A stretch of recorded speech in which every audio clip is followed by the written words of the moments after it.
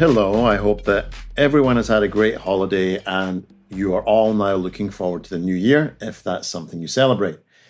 This is my second time trying to record this podcast because the first time I was about maybe a minute from finishing and then the fire alarms all went off and I had to evacuate. So very exciting. Anyway, have any of you heard the expression long in the tooth? It's usually reserved for those of advanced years and comes from the fact that there's normally some gum recession as we age, and this gum recession makes your teeth look longer. For a couple of years now, I've had gum recession on a single tooth, my front right Dracula tooth, my canine. Not because I'm of advancing years, but because I'm right-handed and apparently brush my teeth like some kind of maniac. And hard brushing right on that front bit there has meant I've pushed the gum back. And it's not really been a big deal for me until recently. I've started to have a lot of sensitivity and kind of low-level pain there and kind of avoiding chewing with the front right of my mouth, which is a bit weird. So naturally, I'm keen to find a solution to this. So research tells me that I'm pretty much down to two options that will work. And that is, first of all, either a gum graft, where they cut a bit of healthy tissue at the roof of my mouth and then suture it in, or a gum graft using tissue from a cadaver, or the next one was pinhole surgery, where they kind of make pinhole in your gum and then put a little hook thing in and then pull your gum down back into position.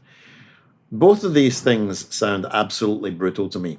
So if there are any dentists listening, then please send me an email and tell me if there's any other solution to this. Although I'm kind of at the point now where I've realized that I don't think there is. Anyway, looking at those two options that I had there, I got to there from researching using critical thought and looking at a hierarchy of evidence. Now, if you're a long-time listener of the show, you'll know that I want everyone to be empowered to see through the nonsense and find relevant and powerful information. So the hierarchy I use when I look for information is, if I'm looking at anything online, I'm looking for a website, usually ending in .edu. That's typically, or a .ac. Those are academic websites. So I know that information is probably coming from peer-reviewed studies and so forth and has statistical weight. Next below that would be a .gov, and then a .org, which will be a charity. And then at the very bottom of my hierarchy would be a .com, because literally anyone can have a .com and then just spout utter nonsense. Also, YouTube, TikTok are not sources. But I thought it might be fun to have a look at information out there on what I could do for gum recession that isn't backed by research or science, and see what's said. And I came across something that I've actually heard of before, people saying that they used oil pulling. And I've heard of this before in holistic fitness a few years back when I met up with, I won't say a friend, let's say an acquaintance, for breakfast in Phoenix, Arizona. A girl that I'd met, first of all, 8 years prior when I was training at a gym in Seoul in South Korea.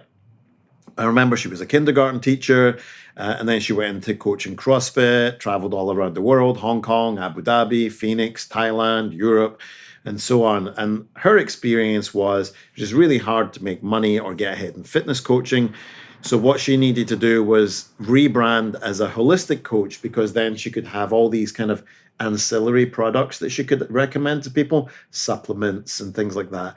And one of the main add-ons she talked about that she was going to make the most money on selling people was oils, and then went on to talk to me about oil pulling. Now, in my book, this is really quite interesting to me, because many, although I will admit not all, holistic coaches seem to have a huge problem with mainstream medical industry. And their main beef is that doctors will often prescribe drugs that they're getting a kickback on because they're partnered with a pharmaceutical company. In fact, doing some research on this, I came across a study that up to 20% of doctors' incomes comes from pharmaceutical partnerships. Now, this sounds pretty bad, that we could be taking drugs that doctors are giving us just because doctors are paid to give them to us. But I'm not so sure, simply because even if a doctor is paid to recommend a drug, it's still the type of drug or classification of drug for the specific ailment that I have. Doctors aren't out there prescribing drugs for things that those drugs don't treat and shoehorning us into taking drugs that they're paid to give us that we don't need at all. Medical ethics is still a real thing. But that discussion aside, what really is the difference between a doctor prescribing something a pharmaceutical company is paying them to prescribe and a holistic practitioner telling us that we need to use certain oils or supplements or tinctures because they can earn more money from you by recommending those things? There's literally no difference. But actually, I'll argue there is, because I would argue that the ethics in this case of the holistic coach are much more suspect, because in this case, the holistic recommendation is the only one in which the recommended prescription does not work. It won't help you with your intended outcome and is there purely to earn the practitioner money, not to make you better. These things fall apart when we apply a principle from the philosophy of science called the demarcation problem. Because we have an issue. How do we know the difference between science and pseudoscience?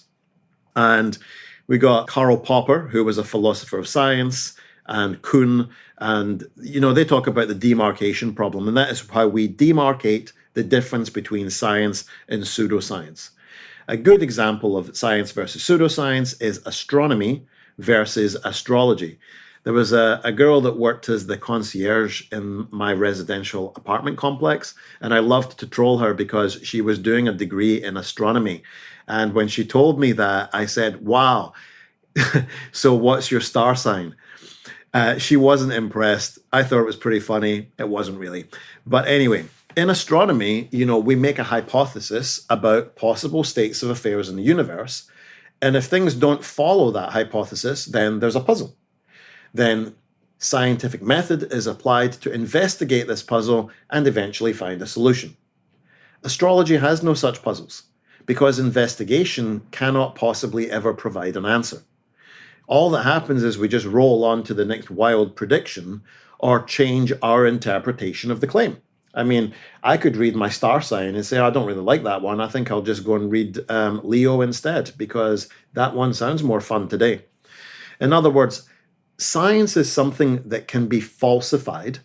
Pseudoscience cannot. Pseudoscience can never be proven wrong because there's literally no evidence for it.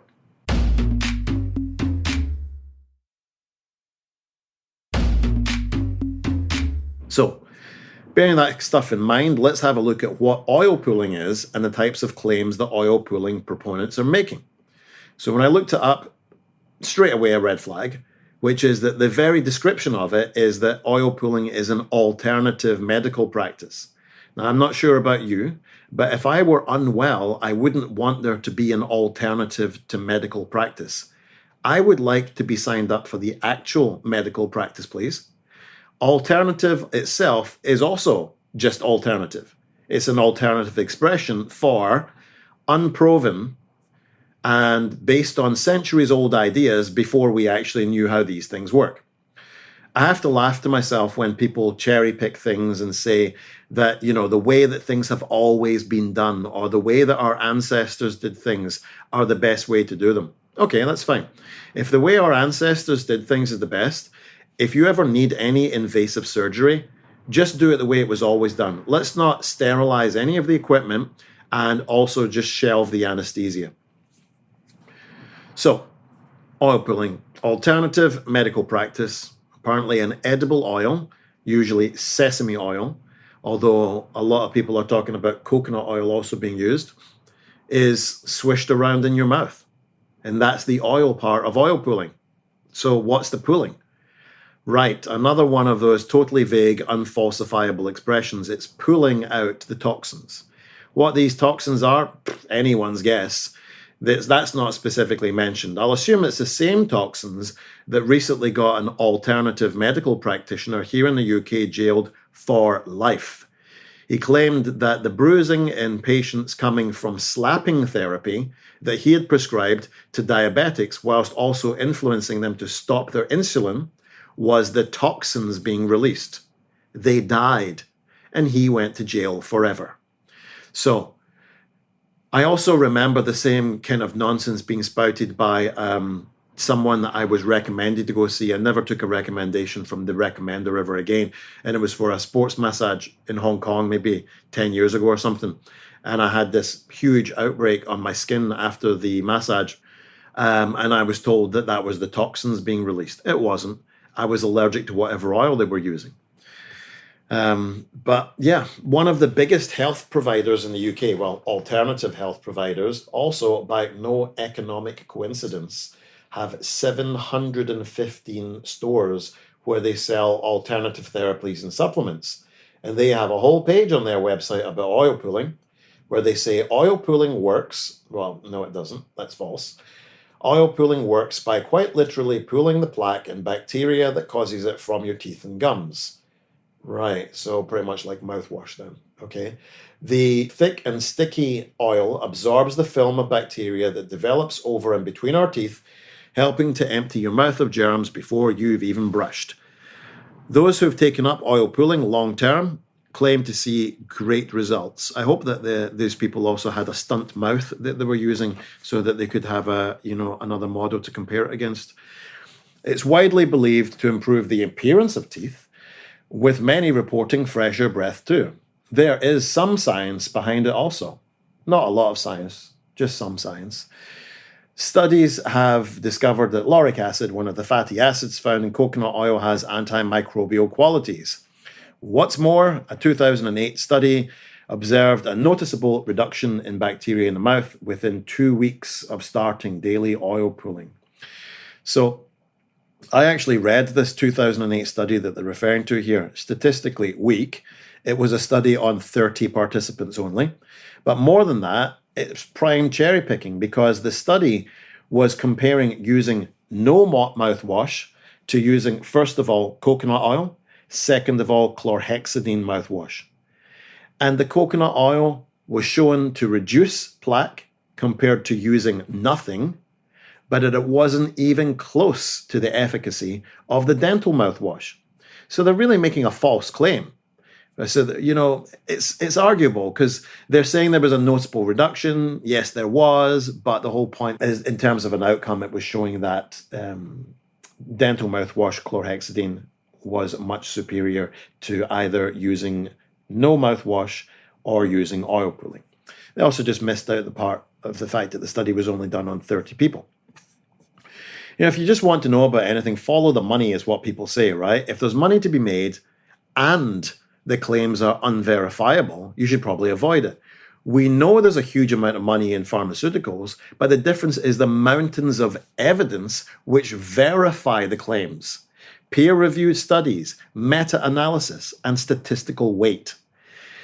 It's like the people that lap up the fact that Elon Musk says he's sending people to Mars. No, he's not. The astrophysicist Neil deGrasse Tyson hit the nail on the head when he talked about that particular board meeting. So, Elon, you want to go to Mars? Yes. Okay, and how much is that going to cost us? Billions. Is it safe? Probably not. People are going to die. Okay, and what's the return on investment? None. Okay, meeting adjourned. Anyway, that's it. Have a great new year, everyone. I'll be looking forward to continuing to share fitness, science, philosophy, and whatever else I think that I can get carte blanche to talk about in 2025. If you have any questions or just want to say hi, please email me, getfitguy@quickanddirtytips.com. Get Fit Guy is a Quick and Dirty Tips podcast, thanks to the team, Morgan Christensen, Holly Hutchins, Director of Podcast Burn and Getchus, Davina Tomlin, and me. If you have a question, again, you can voicemail me, 510-353-3104, email getfitguy@quickanddirtytips.com. For more information about the show, visit quickanddirtytips.com or check out the show notes in your podcast app.